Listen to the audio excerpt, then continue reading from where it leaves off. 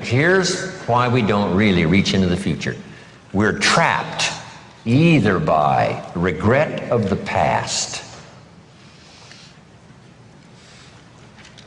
or the routine of the present. So busy with the routine of the present, we don't give much thought to designing the future. Or trapped by the past with regrets of past losses and past failures and past mistakes. And we relive it over and over again, not to the benefit of changing it for the future, but just because, we feel that our lives have been less than favorable simply because of all the things that's happened to us in the past. But here's the real key, is to spend some time, and usually we don't do it until someone comes by and offers the suggestion. That's why meeting the right person at the right time, attending the right class, listening to the right sermon, having a conversation with the right person sometimes can totally change the direction of your life. And you're never the same after that personal contact, or sitting in that class, or reading that book, or coming face to face with someone who says, hey, our lives are not that good, what could we do to change? And that very conversation starts this whole process. Wow. I'm arrived at a fairly place. How could I change all of that for the future? And that is all possible. And this point of contact, maybe today, will help change all of that and give some of you a new glimpse of some of the possibilities. We talked a little bit earlier about the possibilities and believing that the possibilities were possible for you, then going to work and make them happen. But let's talk now about setting goals and see if we can't make this really meaningful. Here's the next key. Make sure that the greatest pull on you is the pull of the future. Not the pull of the past that keeps taking you back. Not the pull of gravity like the present that just keeps you sort of stuck where you are. But we want to make sure that the greatest influence and pull on us is the pull of the future. If you have powerful goals well designed and plenty of them, to stir your imagination, here's what they will do. Goals become like a magnet. And the bigger they are and the stronger they are and the longer the list and the more things you'd like to acquire during the course of your lifetime, the stronger they pull. And here's the other advantage in setting goals, so that these goals begin to pull you in that forward future direction. They pull you through all kinds of downtime, all kinds of nighttime experiences, all kinds of winters.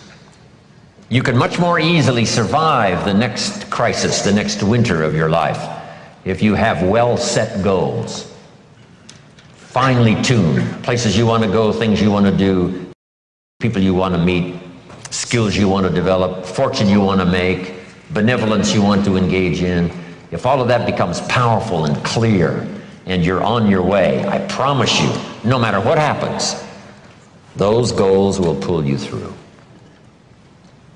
You won't be lost in the middle because you'll be able to see beyond. So with that in mind, let's now engage in this little session. It may be one of the most important for the weekend, designing the next 10 years. I want you to take a fresh piece of paper, or at least put a title up on one page and call it Goals Workshop. And in this Goals Workshop, I'm going to ask a series of questions, and I want you to write down the question first and then do the exercise. Okay? Write down the question first and then do the exercise. If you're ready to go, say, let's go. Here's number one. I want you to list 5 things you've already accomplished that you're proud of. Make a list of 5 things you've already accomplished that you're proud of. Because all of us have set goals, maybe haphazardly, maybe spasmodically. Even when we were kids, we wished for something, worked hard, and sure enough, we got it. List 5 achievements, 5 goals that you've reached in the past already that you're proud of. If you won a gold medal at the Olympics, that would be a good one to put on there. Whatever you've accomplished, just a list of 5 things. This is just a little review that, we're not sitting in a very bad place. We've all accomplished some things. Some of us, a lot of things. When you're working with children, this is a good exercise to start with. What have you already accomplished that you're proud of? In this little country town in Idaho, I graduated 3rd in my class in high school. And I'm going to another class reunion in September. I graduated in 1949, 3rd in my class. I was pretty proud of that, because I wasn't the smartest kid in the world. But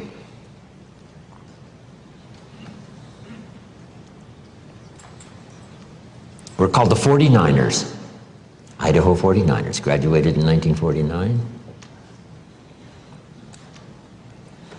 It'll be interesting, right? Another class reunion come September. Some of my classmates are still there in this little farm community. Farmers, bankers, real estate people. It's a great group. 5 things you've already accomplished that you're proud of.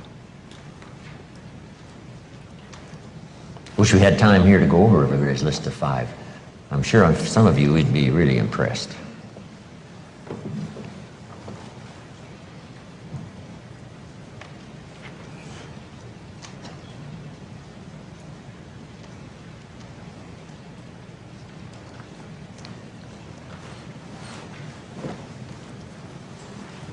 Five things, 5 achievements.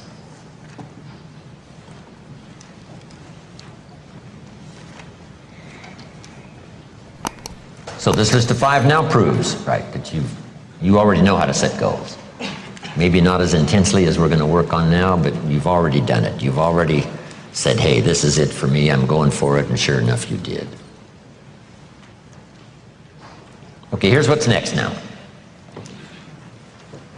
I want you to make a list. What are the 50 most important things you can think of that you want to accomplish and have in the next 10 years?